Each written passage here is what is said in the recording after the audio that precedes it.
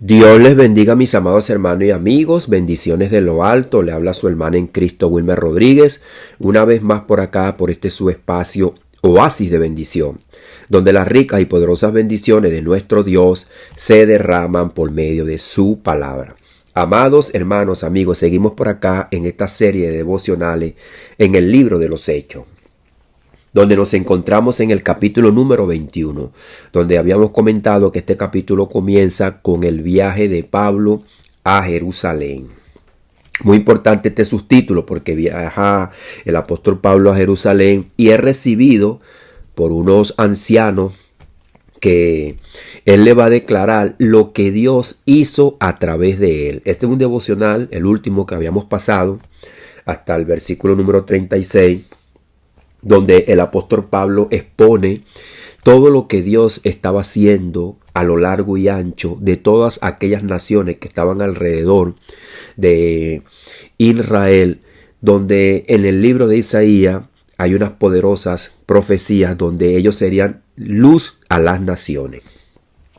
Y así comienza el apóstol Pablo en el capítulo número 13, también habíamos comentado, cuando los judíos lo rechazan y él le dice que para eso los ha llamado el Señor, que tienen que ser obedientes, que ellos tienen que ser luz a las naciones. Bueno, con este recibimiento que le dieron al apóstol Pablo entonces en Jerusalén los ancianos y los consejos que le dieron, que andaban con algunas personas que tenían que pagar su voto, entonces el apóstol Pablo va a ser arrestado. Lo arrestan porque lo acusan también falsamente de que había metido personas gentiles al templo, que estaba prohibido. Entonces el apóstol Pablo va a quedar preso y va a tener uno de esos viajes que hemos comentado por acá, que lo han titulado como el cuarto viaje del apóstol Pablo, pero un viaje que está bajo la providencia del Señor, porque no es un viaje que el apóstol Pablo va a hacer libremente por su propia cuenta, sino que va a ir preso a Roma. Así que este relato que desarrolla nuestro amado hermano Lucas en este capítulo número 21, vamos a leer hasta el capítulo número 22, enmarca una transición de esta narrativa poderosa, ya que el apóstol Pablo sufre violencia de la multitud enfurecida y también se dispone a presentar su defensa ante aquellos que le desean la muerte. Es de destacar que también los que lo estaban acusando, cuando lo apresaron, venían detrás de los guardias: que muera, que muera. Así que vamos a ver la defensa del siervo ante sus enemigos. Pero estos enemigos tienen un celo por una identidad. Pero también en medio de eso está la soberanía divina.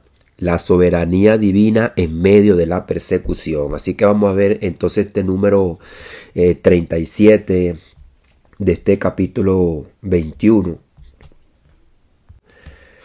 al 22:3.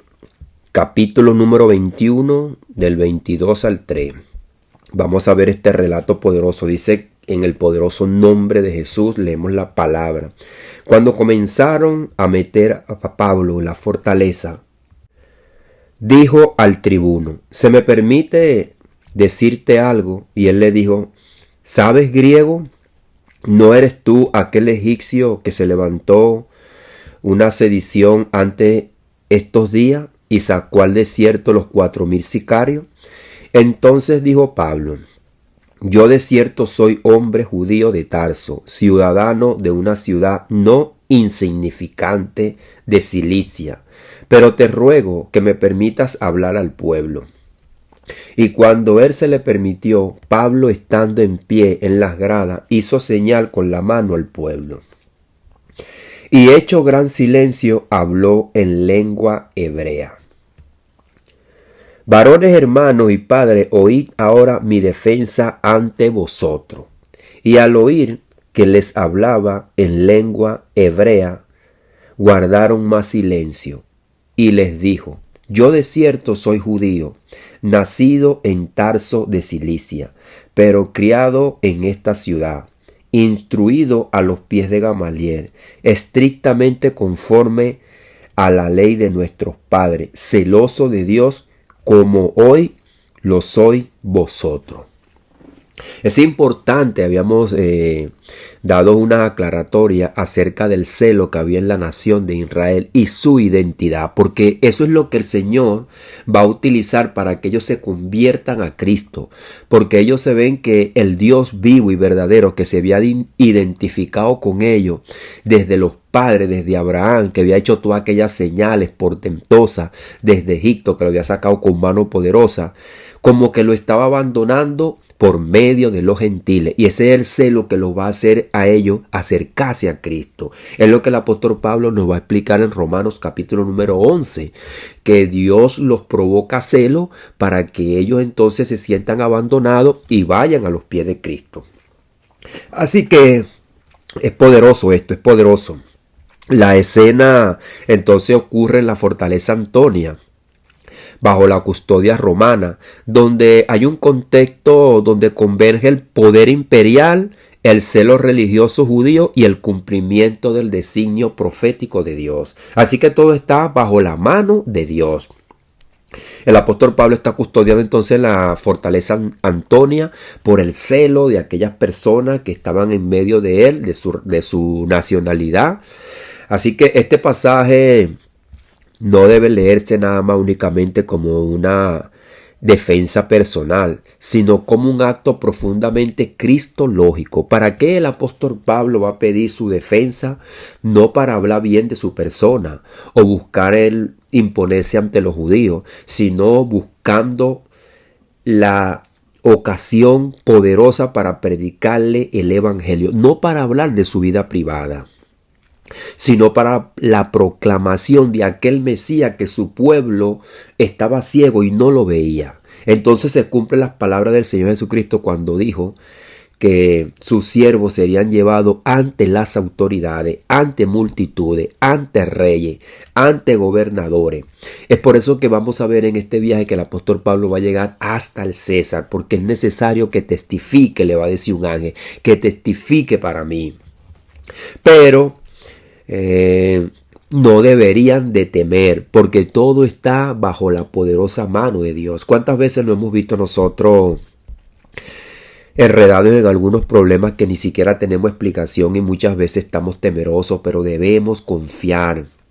Debemos confiar. El apóstol dice en sus cartas que Dios está con él, que Dios no lo ha abandonado y que él tiene la armadura del Señor, y que aunque muchos le abandonaron, como él le dijo a Timoteo, los que estaban en Asia, Dios estaba con él y había gente que Dios a sí mismo había puesto alrededor de él. Así que en este episodio se manifiesta una tensión espiritual.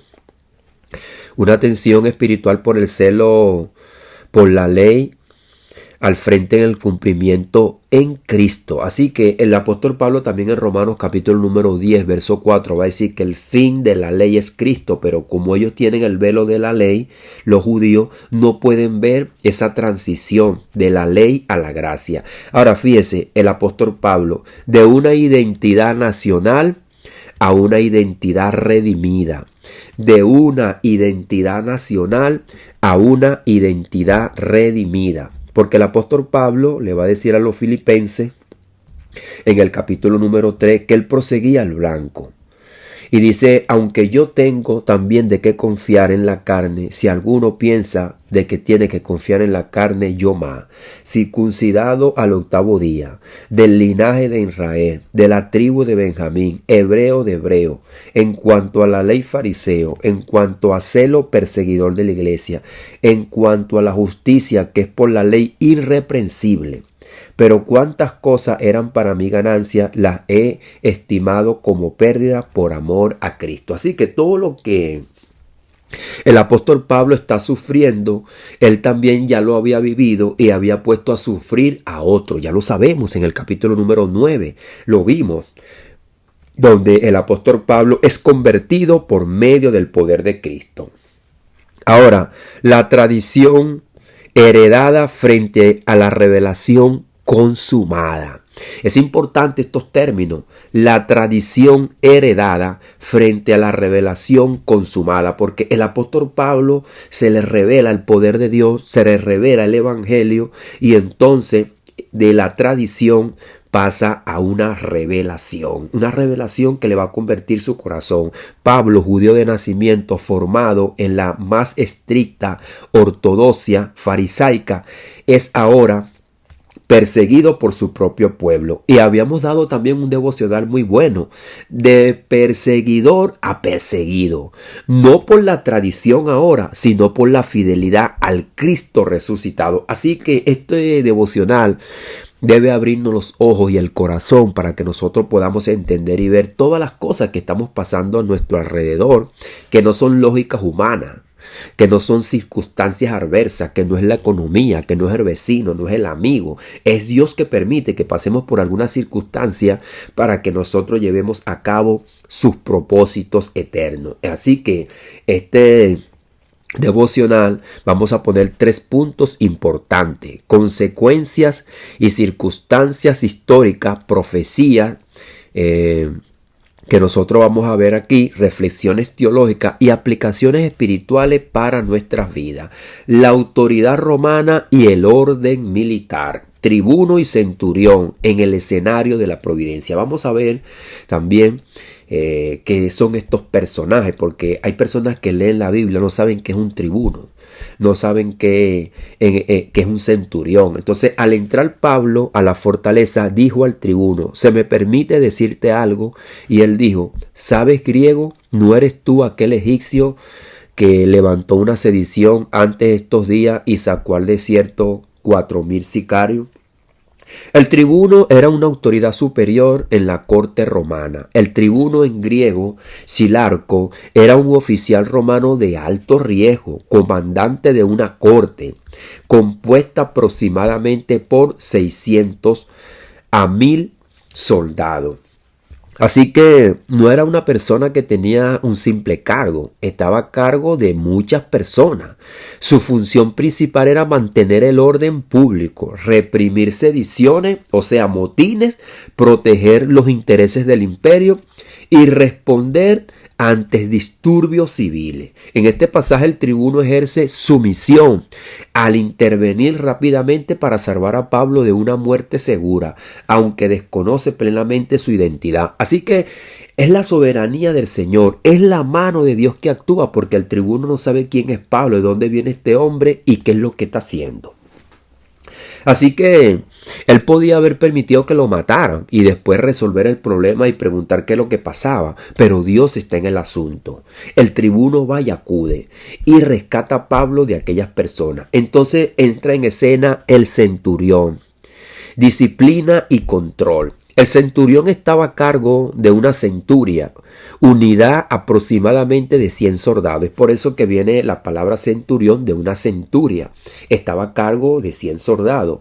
Era considerado la columna vertebral del ejército romano, encargado de la disciplina, la ejecución de órdenes y el control directo de las tropas. O sea, era como la guardia que nosotros encontramos hoy en el palacio presidencial. Aquellos hombres que están allí, que controlan todo dentro del palacio, pero también tienen esa orden, ese poder de controlar lo que está fuera del palacio presidencial. Dan las órdenes, la disciplina, manejan todo. Así que la ejecución de órdenes y control directo de las tropas, su presencia en este relato subraya la gravedad del motín y la magnitud del peligro, porque todo estaba corriendo un peligro, la paz de todo lo que el imperio romano tenía. Acuérdense que ellos tenían allí en el imperio romano la paz romana. Ahora, aquí entra la providencia divina sobre la autoridad pagana. Dios controla las autoridades. Ahora Cristo es quien está sentado a la diestra del Padre, controlando todo. Aunque Roma no sirve consideradamente al rey de Israel, al Dios de Israel, al Todopoderoso, su estructura se convierte en un instrumento para preservar la vida del apóstol. Se manifiesta aquí una soberanía silenciosa y eficaz. Proverbios 21:1: como en los repartimientos de las aguas, así es el corazón del rey en la mano de Jehová. A todo lo que quiere lo inclina. O sea que todo se inclina ante la mano poderosa de Dios a servirle. Cuando Dios muestra su mano, todo se inclina a Él. Como los repartimientos de las aguas, así está el corazón del rey en la mano de Jehová. Hablando acerca pues de estos proverbios de Salomón, y él mismo se pone como en un plano de ejemplo que su corazón está en las manos del Señor, como las aguas, para que haga con él conforme a como él quiere. Sabemos pues que Salomón se desvió, pero Dios le dio mucha sabiduría. Dice, a todo lo que el rey quiera, lo inclina. Así que Dios tiene poder. La identidad, origen y contexto histórico, Tarso de Cilicia y la voz que pide ser escuchada. El apóstol Pablo dice aquí, entonces dijo Pablo, yo de cierto soy hombre judío de Tarso, ciudadano de una ciudad no insignificante de Cilicia, pero te ruego que me permitas hablar al pueblo. Tarso de Cilicia, una ciudad de relevancia intelectual y política. Cilicia era una región estratégica del suroeste de Asia Menor, incorporada al Imperio Romano. Tarso, su capital, era célebre por su centro de estudio filosófico. Esta era una ciudad que rivalizaba con Atenas y con Alejandría. Acuérdense que Atenas era la cuna de la filosofía y Alejandría era una ciudad que había tomado Alejandro Magno para ser la cuna de toda la civilización que él pensaba ser. Así que también habíamos dicho con estos grandes reyes como Nabucodonosor, Darío y Ciro, Alejandro Magno y los Césares, Dios también tenía un plan que él estaba desarrollando con estos personajes que ellos no entendían ni sabían. Después vemos como en Alejandría hay una revolución evangélica donde va a ser un punto estratégico poderoso para llevar el evangelio a todas las naciones. Así que el proyecto que Alejandro Magno construyó y el helenismo y la cultura griega, y vemos entonces cómo el idioma griego empezó a penetrar por todas las partes, así también el evangelio en griego empezó a llegar a todos los corazones. Así que lo que muchos hombres dejaron, hoy en día Dios lo utilizó para un proyecto poderoso. También vemos como grandes hombres en la historia, como los creadores de la electricidad, los creadores de todas las cosas que nosotros tenemos a nuestro alrededor, las grandes redes de transporte, los medios de comunicación. Muchos se murieron. Hoy quizás ellos donde están ni siquiera pensaban ni pensaron cómo Dios utiliza hoy todos estos medios para que el evangelio llegue a cada mente, a cada corazón. ¿A dónde ha llegado la electricidad? ¿A dónde ha llegado la mecánica? ¿A dónde han llegado los medios de comunicación y los medios de transporte? Han rodeado toda la tierra, pero hoy día sirven como vehículos para que todos aquellos que predican la palabra de Dios lleven el mensaje a todos los corazones. El mundo ha crecido de una manera vertiginosa. Así que los apóstoles y aquellos 120 en el Pentecostés, incluidos los apóstoles, valga la redundancia, ellos no tenían los medios que tenemos hoy nosotros en día, pero aún así llenaron toda la tierra. Pero ¿cómo hoy ese grupito de personas alcanzarían a todo este globo terráqueo? Bueno, ya la gente está distribuida en muchas partes de la tierra. La palabra está escrita en todos los idiomas y hay todos los medios. Lo que nosotros tenemos es que ponerlo en obra, en práctica, lo que el Señor nos dejó. Ahora, el valor de la lengua hebrea. El valor de la lengua hebrea. Cuando Pablo pide hablar al pueblo y lo hace en lengua hebrea, se produce un cambio en la multitud. Al oír que les hablaba en lengua hebrea, guardaron más silencio y dijo. Así que El apóstol Pablo entonces también va a hacer uso de su cultura. Es un puente espiritual que el apóstol Pablo utiliza, recordando que Pablo no reniega de su identidad, sino que la redime en Cristo. Está redimido por Cristo. Ahora es un ciudadano del reino de los cielos, como él va a decir también acá en Filipenses 3, capítulo 3, verso 20. Mas nuestra ciudadanía está en los cielos, de donde también esperamos al Salvador, al Señor Jesucristo, el cual transformará el cuerpo de la humillación nuestra para que sea semejante al cuerpo de la gloria suya, por el poder con el cual puede también sujetar a sí mismo todas las cosas. El apóstol Pablo le recuerda a los filipenses que él tiene el poder para sujetar a sí mismo todas las cosas. Cristo es el poderoso y convierte el idioma cultural en un vehículo espiritual para que el apóstol Pablo predique el evangelio y todas aquellas almas ahora sean llenadas, rociadas con el poder del Espíritu Santo. Salmo 55, verso 12-14.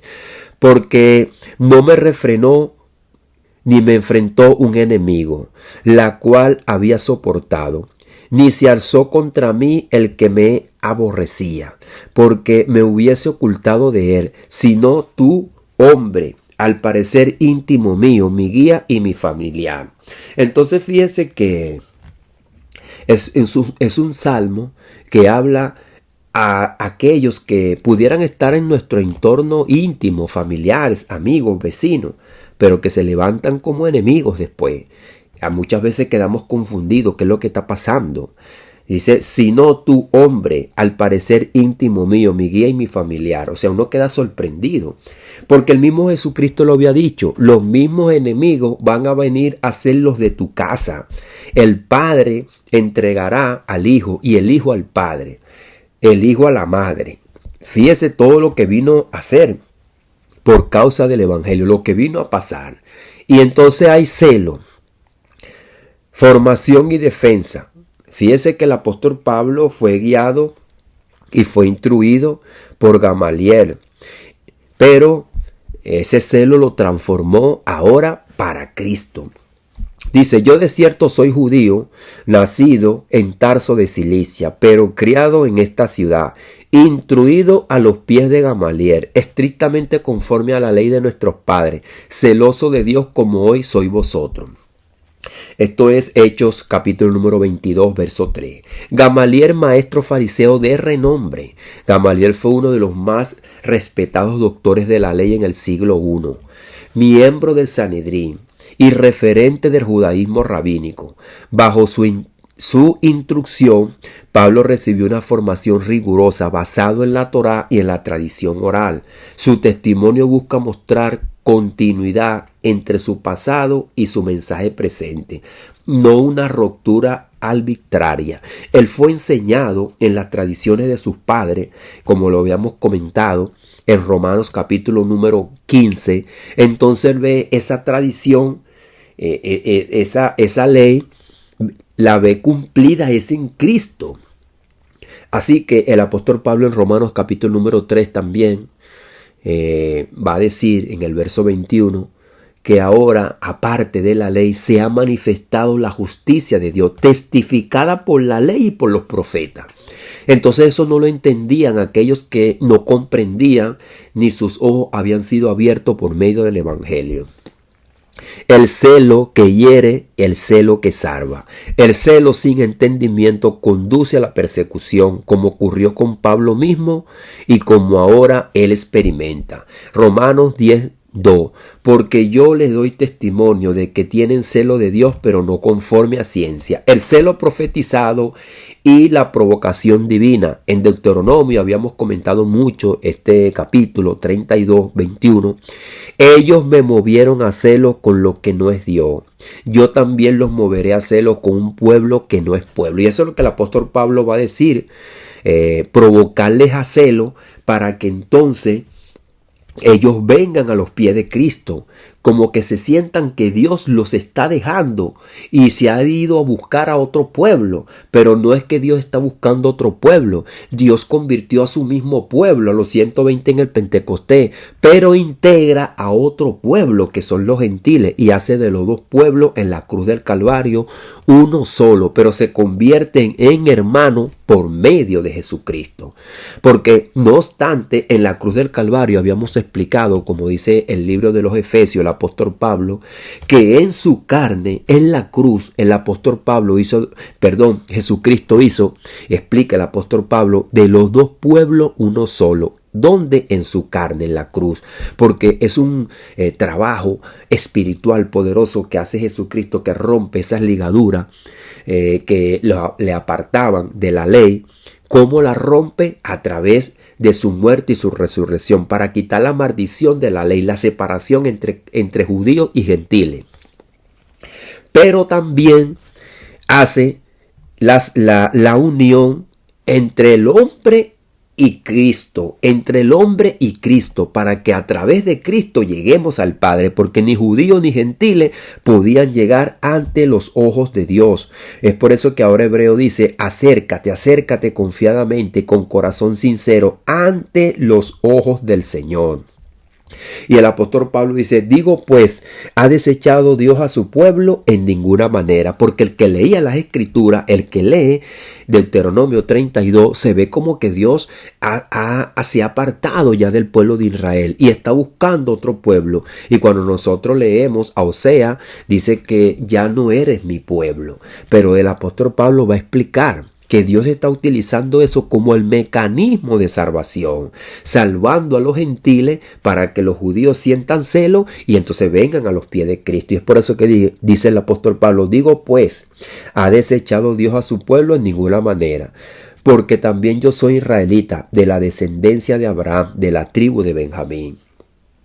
No ha desechado Dios a su pueblo, dice, al cual antes conoció.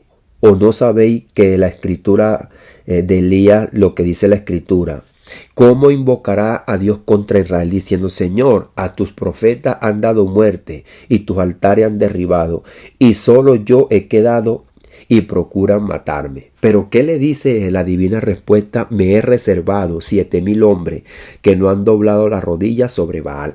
Me he reservado 7,000 hombres. Dios se reserva con su mano poderosa a los que Él tiene ya designado para vida eterna. Así que dice aquí la escritura: no ha desechado Dios a su pueblo. Y Pablo se incluye en ese pueblo que él antes conoció. Y es lo que dice Romanos capítulo número 8. A los que antes conoció, a estos también llamó, a estos también justificó. Así que no es por las obras, es por el conocimiento, la divina providencia del Señor, que Dios trae el mensaje. Pero aquellos que confiesan a Jesucristo, conocen a Dios, porque Dios les habla. Ese es el conocimiento que habla la palabra, el escuchar la voz del Maestro, el escuchar la voz de Cristo. Y entonces tú, como estás escuchando, ya no vas a escuchar con tus oídos nada más naturales, sino con los oídos espirituales. Por eso que dijo Job: de a oída te había oído, ahora mis ojos te ven. Job, el primer libro de la Biblia, cronológicamente, antes que Moisés escribiera los 5 libros, ya Job había dicho: de a oídas te había oído. ¿Con qué? Con los oídos naturales. ¿Y por qué dijo ahora mis ojos te ven? Porque estaba escuchando y viendo con los ojos espirituales. Esto es lo que se refiere el apóstol Pablo, que no ha desechado Dios a su pueblo, al cual desde antes, cuando dice desde antes conoció, entremetiendo a todos aquellos que estaban en la lista de los salvados y en la fe de Abraham, desde Abel, desde aquel hombre que le habían dado muerte después de haber salido la primera pareja desde el vuelto. Ya Dios tenía un pueblo. Integra a Abraham y ahora integra a todos aquellos que por la fe siguen al Señor. El apóstol Pablo no lanza maldiciones contra sus enemigos, como mucha gente hace hoy en día, sino que procura llevarle la palabra de vida, cumpliendo lo que dice el Señor. Señor en Lucas 21. Proponed en vuestros corazones no pensar de antemano cómo debéis de responder en vuestra defensa, porque yo os daré palabra y sabiduría, la cual no podrán resistir ni contradecir todos los que se opongan. Y en Mateo 5:44 dice: amad a vuestros enemigos, bendecid a los que os maldicen. Hay personas que toman la palabra de Dios para maldecir a otros, pues no conocen a nuestro Señor Jesucristo. Y aquellos que le conocen y lo hacen son unos desobedientes, porque el Señor Jesucristo dice: no maldigáis. Hay personas que empiezan pues a tomar las escrituras para maldecir a otros.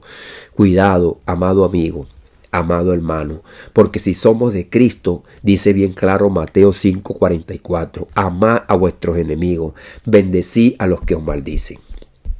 La división en este capítulo fue entonces vista de una manera poderosa. Vemos cómo este capítulo aquí pasa de una transición de la libertad en la ley, libre de la ley, pero siervo de Jesucristo. Ahora, libre entonces de su libertad humana a ser un preso de Jesucristo. Por Jesucristo. Entonces en este escenario vamos a ver al Pablo prisionero de pie ante las gradas, hablando el poderoso evangelio, dando testimonio de la gracia divina, de la verdad. La defensa del creyente no es solamente una respuesta humana, sino una proclamación del evangelio bajo la soberanía de Dios. La multitud que clama muera no entiende que su furia cumple la profecía y el rechazo es parte del plan redentor que culmina con la restauración espiritual de Israel. Entonces todo aquel israelita que se va convirtiendo va siendo parte de esa restauración. Y es lo que el apóstol Pablo explica en Romanos capítulo número 11, que así todo Israel va a ir siendo salvo, pero todo el Israel que se convierta a Cristo.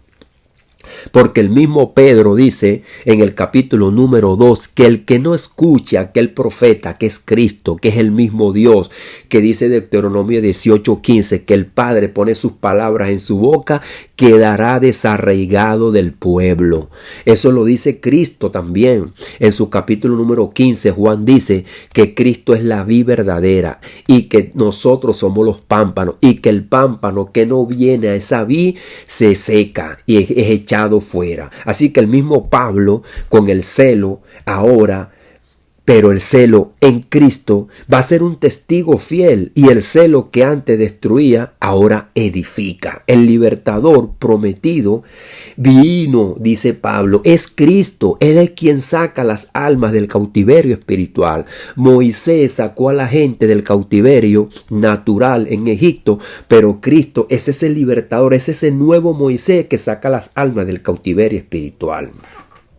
Un llamado al pueblo al arrepentimiento. Y es por eso que el apóstol Pablo en Romanos 11:26 va a decir: y luego todo Israel será salvo, como está escrito, vendrá de Sión el libertador que apartará la impiedad de Jacob. Entonces, ¿cuál es esa impiedad? El pecado, la maldad, que va a apartar la impiedad del corazón de aquellos que no se han convertido. Y vendrá de Sión. Y es que el libertador vino de Sión. Jesucristo salió de allí, del pueblo de Israel, a apartar la iniquidad de Jacob. No dice a Sión, no vendrá a Sión, dice de Sión. Hay que leer bien las escrituras para nosotros entonces verdaderamente explicar las cosas como está escrita.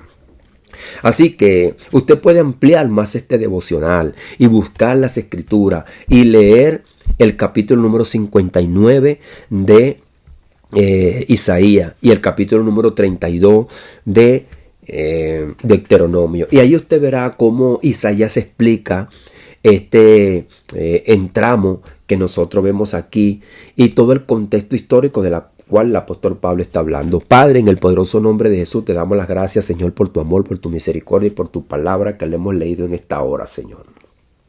Gracias, mi Dios amado, porque nuestro amado apóstol Pablo nos da a nosotros, Padre amado, tu palabra, Señor. Nos las deja escrita por medio de su siervo Lucas también, Padre. Tu siervo en el cual, Señor, mi Dios amado, también te sirvió de una manera poderosa, Señor. Y Vemos, Señor mi Dios amado, que el apóstol Pablo nos explica maravillosamente que si esa transgresión de los judíos ha sido, y ese celo, un beneficio para nosotros, los que hemos creído, cuanto más su plena restauración, su inclusión, Padre amado. Si algunos, dice el apóstol Pablo, fueron desgajados, como lo dice tu palabra, Señor, por su incredulidad. Porque el apóstol Pablo dice que por su incredulidad, Señor mi Dios amado, fueron desgajados. Pero, Señor, nosotros oramos no solamente para que ellos sean incluidos, sino también todos aquellos, Señor, que no te conocen, que escuchen tu palabra, Señor, porque tú nos has mandado a hacer luz en este mundo. Y Él lo dice bien claro, que son algunos, que no son todos, Señor, pero te pedimos por ellos, Padre amado. Así que nosotros tampoco debemos de jactarnos, sino de orar por aquellos que están perdidos, no solamente los que están dentro del pueblo de Israel, sino también por los que están fuera del pueblo de Israel, porque vemos que es un remanente, Señor, hoy día que te está sirviendo, porque son muchos los que están por la puerta ancha, pero son pocos los que andan por la puerta estrecha, Padre. Te pedimos que tengas tu misericordia, Señor, en el poderoso nombre de Jesús. Amén y amén. Dios les bendiga, Dios les guarde, mis amados hermanos y amigos. Bendiciones de lo alto. Le habló su hermana en Cristo, Wilmer Rodríguez, una vez más por acá, por este su espacio Oasis de Bendición, donde las ricas y poderosas bendiciones de nuestro Dios se derraman por medio de su palabra.